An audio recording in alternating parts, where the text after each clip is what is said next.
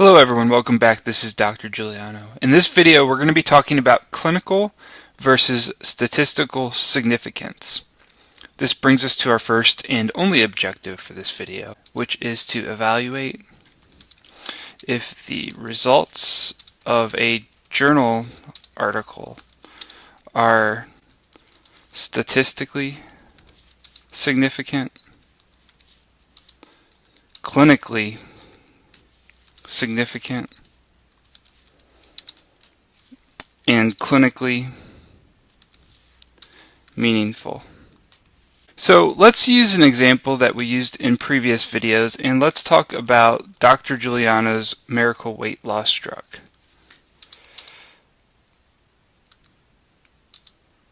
So we conduct a randomized controlled trial between the miracle drug and placebo, and we have 3,000 patients in each group. Patients in each group are all different from one another, and we use a t-test to evaluate our null hypothesis. We use a 0.05 for our alpha, and we use 80% power to calculate our sample size. After completing this study, I really want to go out and sell my miracle weight loss drug. So I come into your pharmacy, I sit down with you, and I tell you that I saw a statistically significant decrease in weight loss in patients that were taking my miracle weight loss drug. So the question is, are you going to go ahead and purchase this drug from me? Now, being an astute pharmacist, you say, well, what was the effect? Because statistical significance does not always necessarily mean clinical significance. So I tell you that we saw a mean weight loss of 5 pounds between my drug versus a placebo, with a 95% confidence interval of 0.1 pounds to 1 pound. Again, you being an astute pharmacist, you ask about side effects.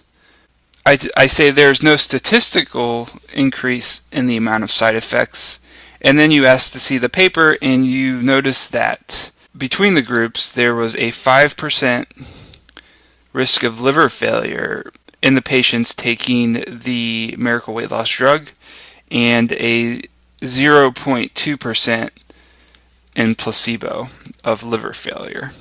Now the p-value is 0.06, so it technically was not statistically significant.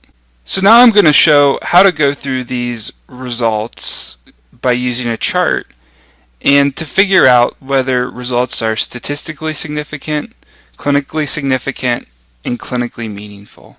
So the first thing that you need to do when looking at the results of this trial is to look for the p-value and the alpha. I set the alpha at 0.05 in this study.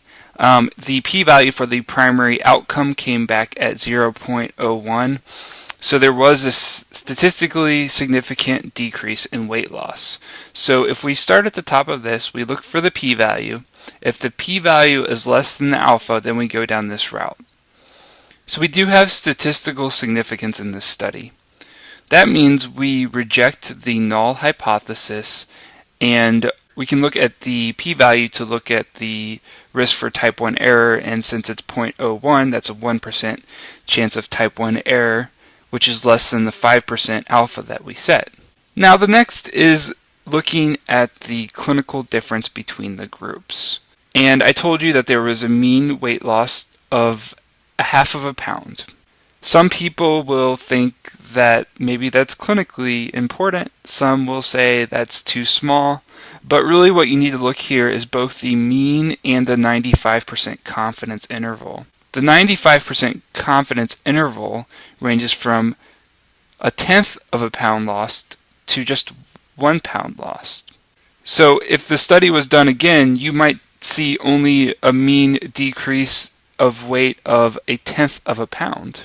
This really argues against clinical significance, and also taking into account that there might be some type of liver failure that could occur once the drug is introduced to the market.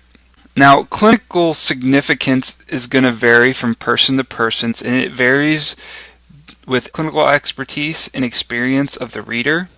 Large studies like this one, where there were 3,000 patients in each group, will often find statistical differences that may not be clinically significant. So we determined that possibly we had no clinical difference here by using the 95% confidence interval, and what we've been talking about overall is the clinical meaning of the study. And even though the results are statistically significant, they are not necessarily clinically applicable. And the other thing that we saw in this study was a concern of liver failure, but the p-value is not statistically significant, so we need to go down the other side of the chart. So there was no statistical significance. If it was a hypothesis, we would accept the null hypothesis, saying that there's no difference between the groups. However, we need to be very concerned about type 2 error, because this wasn't the primary outcome of the study.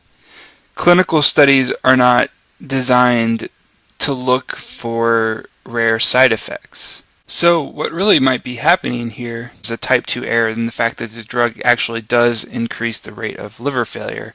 However, we didn't have enough patients enrolled to detect the difference.